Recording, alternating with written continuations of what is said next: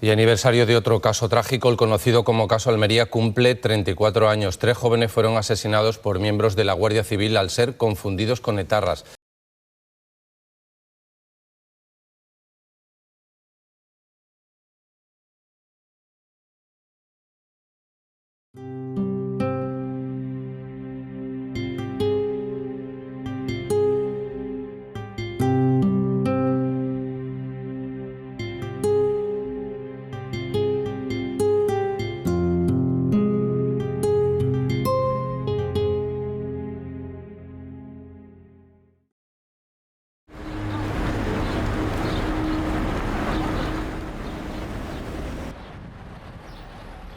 Mi tío trabajaba en Nueva Montaña, en la fábrica. Y tenía 2 amigos, tenía 28 años. Y quería ir de viaje, bueno, uno de los 2 amigos, Juan, su hermano pequeño hacía la comunión en Almería y mi tío nunca había estado en el sur. Entonces decidieron hacer un viaje al sur de tipo mini vacaciones para conocerlo, ir a la comunión, ir a, pues eso, a una fiesta en el sur, etc. Decidieron coger el coche y se fueron rumbo a Almería. Hicieron noche en Madrid, pero al llegar a Albacete al día siguiente, o Ciudad Real, el coche se estropeó.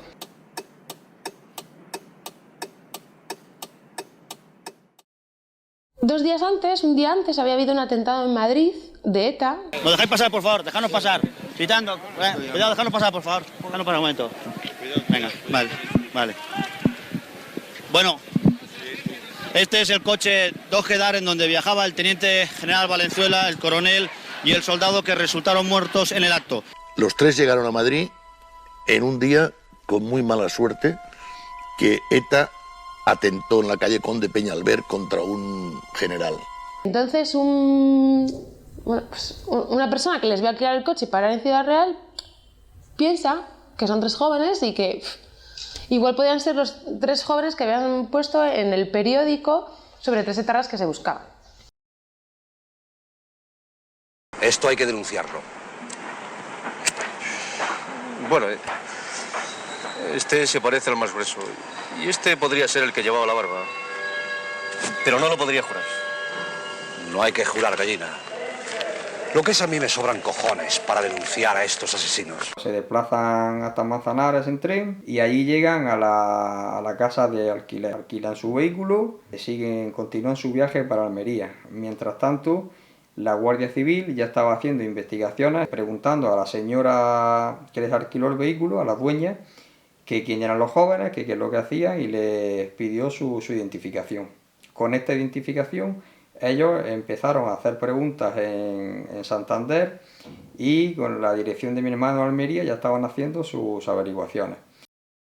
El día 9 de mayo, que era sábado, pues mi hermano Juan decide salir con sus amigos a enseñar de Almería. Y en este caso pues se van por la tarde a Roquetas de Mar, a la urbanización. Allí en la urbanización, sobre las 9 de la tarde-noche aproximadamente, estaban comprando unos regalos en una tienda que se llama Regalos Praena. Cuando salen de la tienda se encuentra un operativo de la Guardia Civil que los detiene. Los esposa allí, les registra, a ellos registra el vehículo en el que iban. Uno de los testimonios que la Guardia Civil llegó a decir en el juicio que llevaba una pistola en el vehículo, algo que como se demostró después pues era mentira. A partir de ese momento pues son transportados al cuartel de la Guardia Civil de Almería y los 3 son interrogados por habitaciones independientes. A partir de ahí empiezan con la tortura allí en el cuartel de la Guardia Civil. De ahí son trasladados a Casafuerte, un antiguo cuartel que está en Retamar, abandonado, y allí pues los someten a tortura muy fuertes.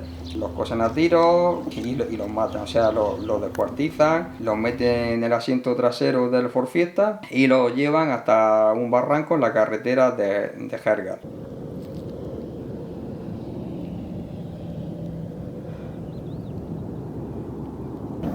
Allí en ese barranco, donde tenemos un monolito actualmente, desplazan el coche por el terraplén, lo deslizan hasta el talud y acribillan el coche. Allí se encontraron unos 160 casquillos de bala aproximadamente, sobre todo en el depósito y contra los propios jóvenes.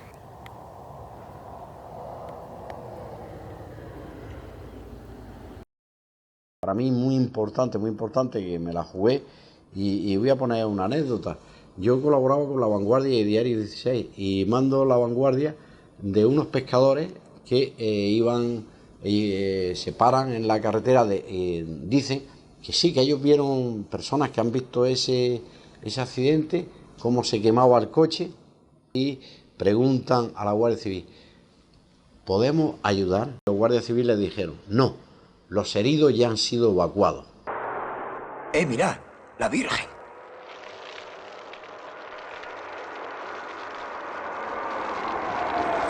Buenos días, ¿hace falta alguna ayuda? No, ya estamos aquí en la Guardia Civil. Venimos 5 y podemos socorrer.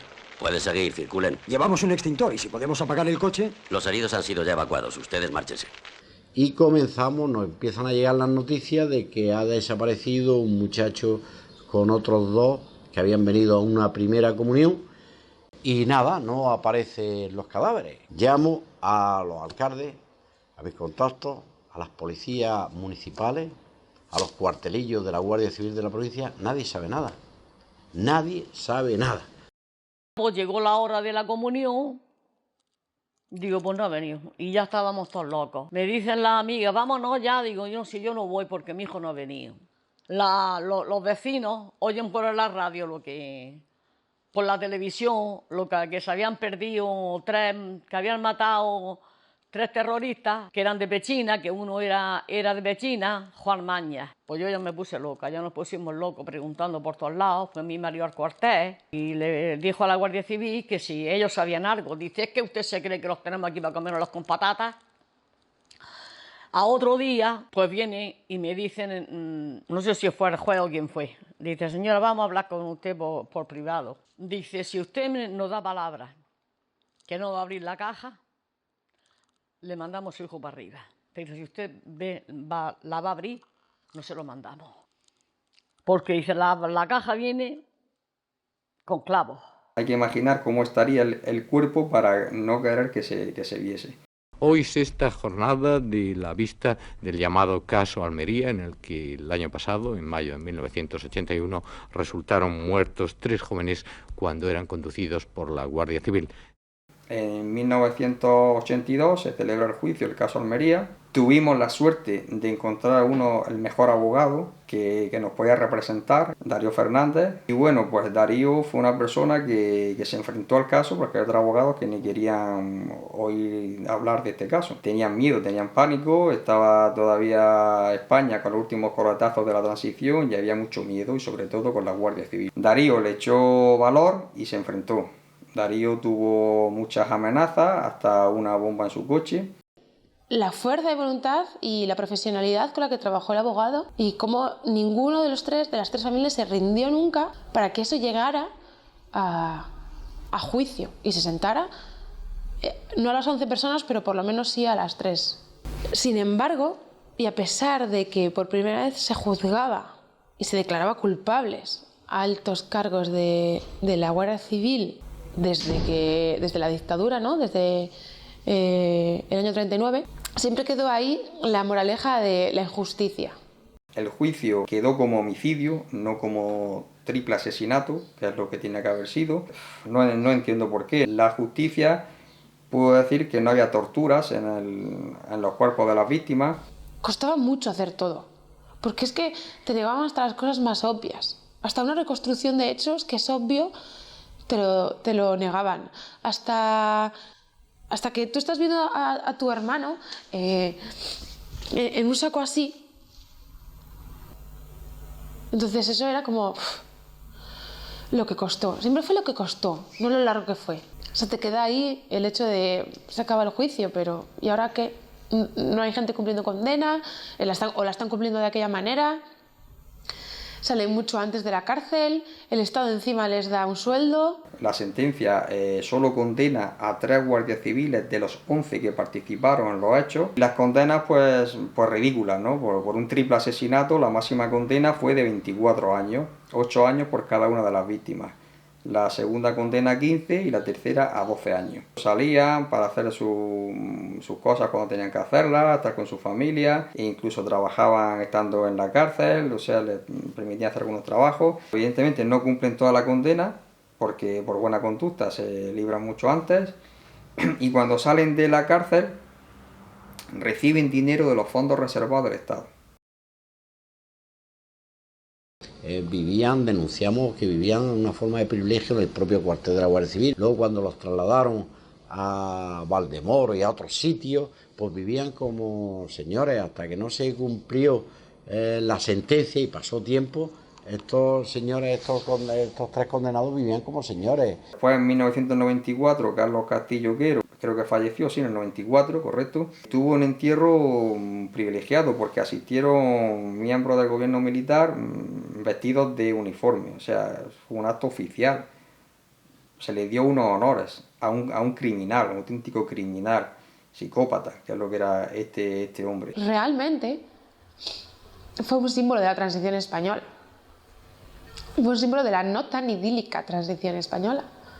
Y claro, reconocer eso, que se habla de reconocimiento, que cuando se habla del año 81 muchas veces esto no se menta, ¿no? Y no se menta ¿por qué? Porque fue un error del Estado que se tapó. Es que el gobierno que estaba en el poder en ese momento, que era el de UCD, no sabía cómo taparlo. No sabía cómo taparlo. Es que un ministro salió a declarar diciendo que se había dado la fuga. Y hasta que no hubo un juicio, no hubo un reconocimiento. Y una de las peticiones, bueno, pues fue que el Estado reconozca a Juan Mañas, Luis Cobo y Luis Montero como víctimas de terrorismo. ¿Por qué? Porque nosotros pues pensamos que han sido víctimas de terrorismo de Estado. Somos ciudadanos de segunda. La ley dice que para que alguien tenga que ser reconocido como víctima de terrorismo ha tenido que ser asesinado por una banda terrorista que esté declarada.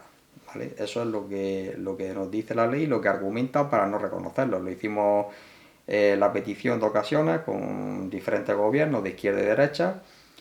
Nos da igual qué gobierno haya, simplemente nuestra reivindicación no es un tema político y fue denegado. Algunos años después pues aparece la Asociación Desmemoriados de Cantabria, y Desmemoriados inicia una labor en Cantabria de que se haga un reconocimiento en Cantabria a las víctimas del caso Almería. A continuación, Javier Diego Montero, sobrino de Luis Montero, se va a acercar al monumento y va a inaugurarlo levantando la cobertura. Y esta asociación pues lo consigue. Se hace ese reconocimiento en 2018 en el Parlamento de Cantabria mediante un acto institucional en el que el Parlamento de Cantabria insta al Gobierno central a que también haga el reconocimiento a las víctimas, pero el Gobierno central no ha hecho nada. La prensa local en Almería es una prensa que no ha dejado el caso. Hay periodistas que aún están activos y siguen el caso Almería, porque el caso Almería hay que reconocer que gracias a la prensa local tuvo parte de que el caso no se quedara en olvido como la Guardia Civil pretendía. Lamentablemente se recuerda vagamente. Hubo una película, hubo el libro. Yo creo que se debería darle una vuelta a los institutos, a las universidades, que alguna gente se lo cuenta, o estudiantes universitarios, y lo desconoce. Plan privado, 5 o 6 años, amigos, estudiantes.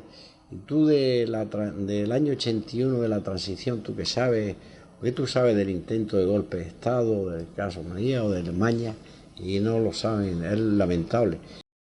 41 años después seguimos reivindicando el reconocimiento, la disculpa por parte del Estado, que no la tenemos. Ese dolor y ese sufrimiento hemos aprendido a vivirlo solos. Y solo hemos salido adelante. Seguimos luchando por una disculpa oficial, por un reconocimiento, porque ser reconocidos como víctimas de terrorismo y por reparar esta herida que aún sigue abierta.